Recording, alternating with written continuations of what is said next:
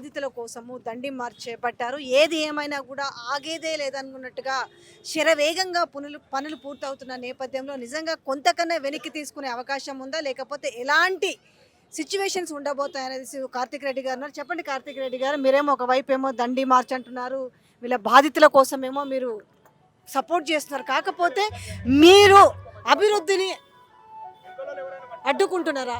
మూసి మొత్తం మురుగులో ఉంటే జీవితాలన్నీ అక్కడే శిథిలం కావాలని మాట్లాడుతున్న నేపథ్యంలో మీరు చెప్పే సమాధానం ఏంటి? మేము ఎవరం కూడా మూసి శుభ్రపరచడానికి వ్యతిరేకం కాదమ్మా. మేము అనేది ఏంటంటే జీవితాలను నాశనం చేసి మూసిని శుభ్రపరచొద్దని మేము చెప్తున్నారు.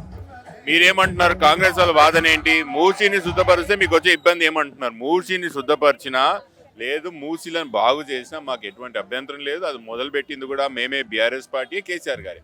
కానీ మీరు ఏదైతే మూసి పేరు మీద అవినీతిని తెరలేపారో దానికి మేము వ్యతిరేకం. ఇప్పుడు ఉదాహరణకు చెప్తాను.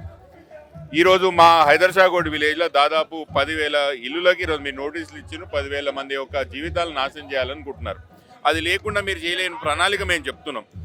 జీవితాలని, ఇల్లులను నాశనం చేయకుండా ఏ విధంగా అయితే మనము మూసి నిర్మించుకోవచ్చో మేము ఉదాహరణకు మేము చూపించాం. ఆ విధంగా మేము చేపట్టని చెప్తున్నాం. కానీ మేము మూసి సుందరీకరణకో పెద్ద ఎత్తున ఒక ప్రణాళిక చేపట్టిన నేపథ్యంలో ఒక మంచి చేయాలంటే దానికి ఒక 90% మంచి ఉన్న 10% అయితే ఒక నెగిటివిటీ ఉంటుంది కదా.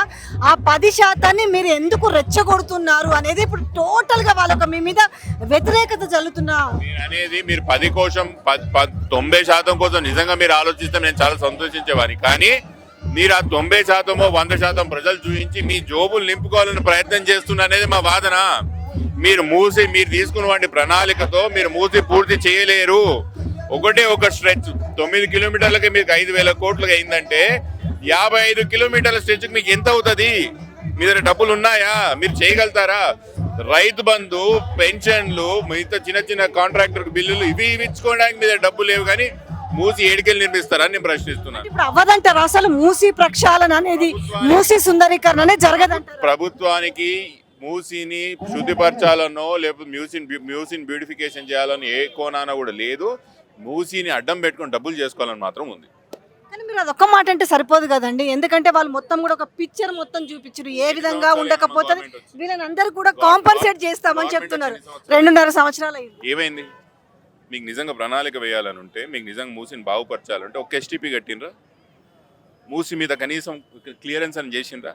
మీరు అడగండి. ఈ 2 సంవత్సరాల్లో దోమల మందు కూడా కొడతలేరు మూసి పైన. మీ చిత్తశుద్ధి అట్లున్నది, మిమ్మల్ని ఎట్లా నమ్మమంటారు? మీ నిజంగా మంచి చేయాలని ఆలోచన ఉంటే ఈ విధంగా ఉండదు. మీ సొంత నియోజకవర్గం కొడంగల్ మీరు ఇప్పటివరకు ఒక్క రాయి లేకపోయిన కాంట్రాక్ట్ మన లగచర్ల ల్యాండ్లు అక్వైర్ చేసి ఒక కంపెనీ తీసుకొచ్చిండ్రా? మళ్ళీ అక్కడనే చేయని వాళ్ళు మా దగ్గర ఏం చేస్తారమ్మా? ఇదంతా కూడా మాట కూడా చెప్తున్నారండి కార్తిక్ రెడ్డి గారు, కాంపన్సేట్ చేస్తాము. ఇప్పుడు మధుపార్క్ బ్రిడ్జ్ 420 గృహాలకైతే ఏమింది.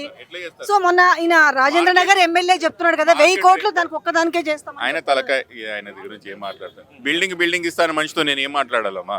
2.5 కోట్లు ఉన్నది అపార్ట్మెంట్. 2013 ల్యాండ్ అక్విజిషన్ చట్టం ఏముంటుంది? 3 రేట్లు కల్పిస్తామంట. సరే 2 రేట్లు అనుకోండి, 5 కోట్లు ఇస్తారు అపార్ట్మెంట్కి. నేనే దగ్గర ఉండి ఖాళీ చేపిస్తా. ఎవరికి చెప్తున్నారమ్మా? మీకు ఎవరు హక్కు ఇచ్చారు?